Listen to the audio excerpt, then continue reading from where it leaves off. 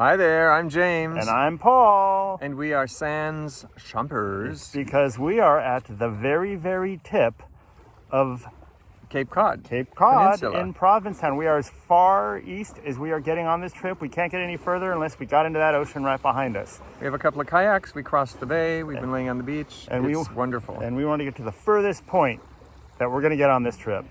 And these are our Massachusetts travels. We're going to talk about the two places that we stayed in Massachusetts. They are... Eyes. Oh, no. Now I got to squint. No, that's all right. We'll talk about the campgrounds, because the campgrounds were really places where we started and explored the cities we were visiting. As you know, we rarely go to cities because cities and RVs don't always mix. I'm squinting too much. Paul found this super cool campsite in Salem we're going to talk about. Yeah. And a super great campsite here in Provincetown, which we're going to talk about. So let's talk about Salem first. Salem, Massachusetts, which is known as what? Which city? Well, they've got a really sad history, but they've seemed to embrace it and make it very witchcrafty. Exactly. So we stayed at a place called Winter Park, and it is actually, I think it's a city campground out on the water. Actually, I think it's a state park. Oh, is it? Yeah. Okay. Well, we'll have to look that up. Here comes the airplane. And it's right on the water, right on the bay. So we were so surprised when we pulled in. It kind of looks like a parking lot. You don't really have a lot of privacy, but like you really back up to the bay and you see boats forever and beautiful views. That was kind of a nice surprise. It's more like a parking lot where we were, but it was worth the views. We had water and electric. There was a dump station. Recycling. Lots of recycling. When you're away from the water, there was a place for Class A's. So we saw Class A's and larger campground and larger rigs. And we also saw an area for tenting. And here's a tip, if you're going to book or ever consider it, do a Google Earth aerial. And there are a handful of sites that are literally on the perimeter of the parking lot, is kind of what it really is. And that's kind of where you want to back into. Really, really cool spot. Yeah. It's about a 20 or 30 minute walk to the heart of the village. But at the campground, there's a place called Waikiki Beach, which we thought was funny. Yeah. It's a little beach. Kind of cold when we were there, but I'm sure it's a great place for that. But yeah, so it's a 20-minute walk to Salem. If you want to, there's lots of things to talk about with Salem. We'll just hit on the things that we did. Well, I had a super surprise because in I don't remember, 2006 or 7, TV Land came into Salem. It was extremely controversial. However, they put a statue of Samantha Stevens from Bewitched, which was one of my favorite high school, after-school TV shows. And we actually found a YouTube video about the controversy behind bringing that statue and that unveiling to Salem, when really the Stevens lived somewhere in Connecticut.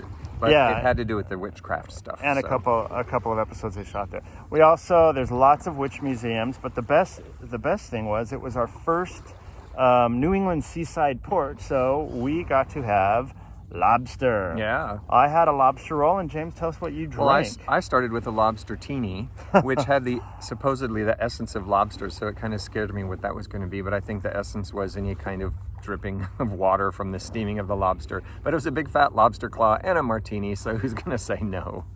Anyway, a couple other things about Salem. Obviously, it was the home of the Salem witch trials, which are a very interesting and fascinating sad story. Piece of history. The House of Seven Gables.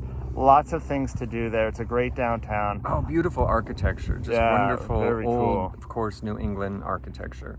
So, James, Winter Park Island Campground for an RV. What do you think? From a location standpoint, I would say, which is really what you're paying for, you get really basically zero privacy, although it was very, very quiet. I'd say like a 6.5. Oh, okay.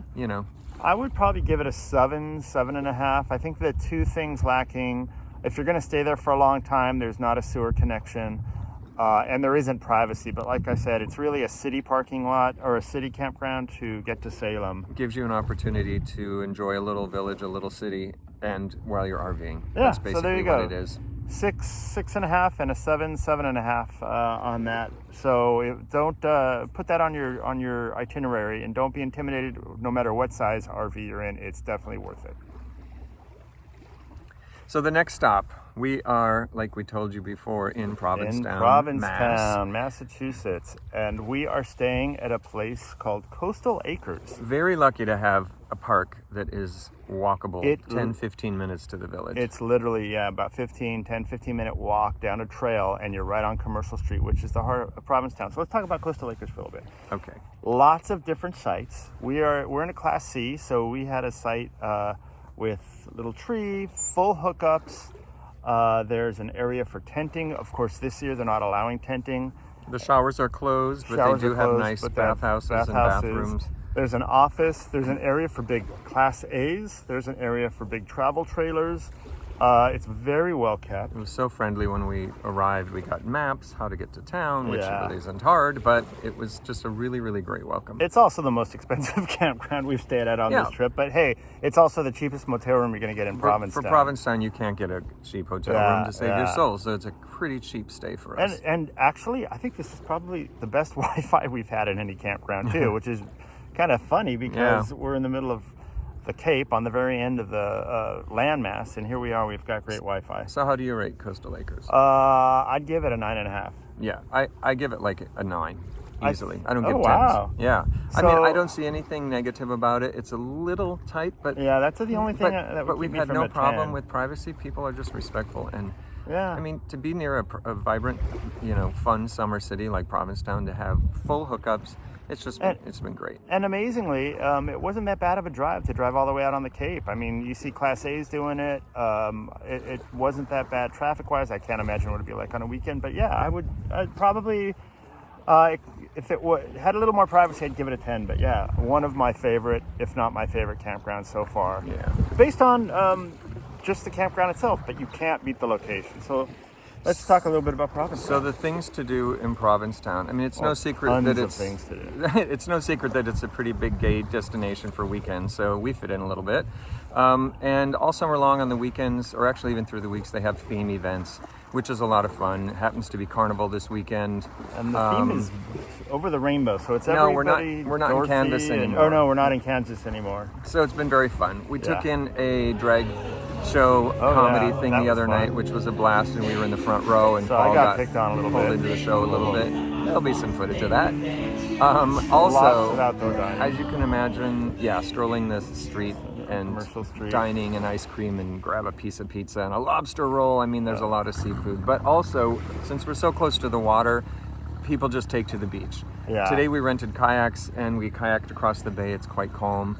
You can go to the beaches, and the weather has been like 75 to 85, just really wonderful. We went to a couple of different beaches. You trudge through marshes and some swampy land, which is so bizarre to us, and the tides come and go, but the locals just take it in stride. It's what you do. Yeah. So lots of beach time. When the weather here is great, it's great. The water's warm.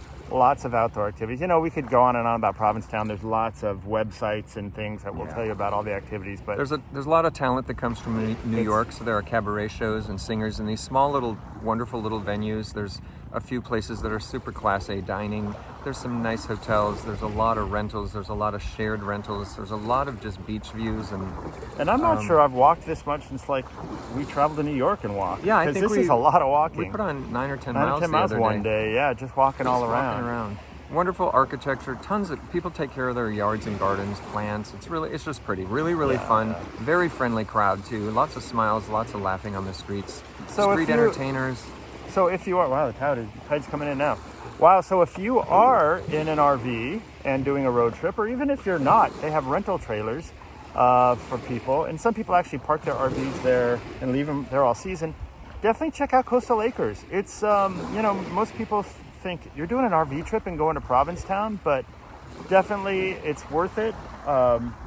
Great place for camping, and definitely a must-do, I would say. If you're going to get this far, you might as well go all the way to the Cape. Yeah, absolutely. But anyway, thank you so much for paying attention, and maybe you learned a little something. Talk to us below about your adventures to Provincetown, or maybe you've been to Salem. So anyway, thanks for watching. We're not going to say to like and subscribe to our videos anymore, because you know the routine, and that sounds really boring. But anyway, if you think about it. We do have words of wisdom, though. But there are some words of wisdom, yes. So, words of wisdom, direct from my nephew, which is, what is it? Lower your expectations. No. What did he say? Oh, crap. Well, see, we're ill-prepared for this. If you lower your expectations, you'll find more happiness. You know what? I can't remember. I think if you lower your expectations, your life will be happier. Let's just call it that. Because that is true. We go through life with such high expectations, and if you just let your expectations go and let life evolve, I think you'll be more happy. That's something that we've learned walking around here, actually, in Provincetown. So many people smile, nod, say hello, have fun, and laugh. Some other life lessons, right? Yep. Anyway, thank you guys so much for watching, and hope you had a good time with the video. And until next time. Well, now we begin the trip back. Next, 6 weeks back, heading the opposite direction. Yep. So stay tuned. Safe travels out there. Safe travels. Adios. Bye.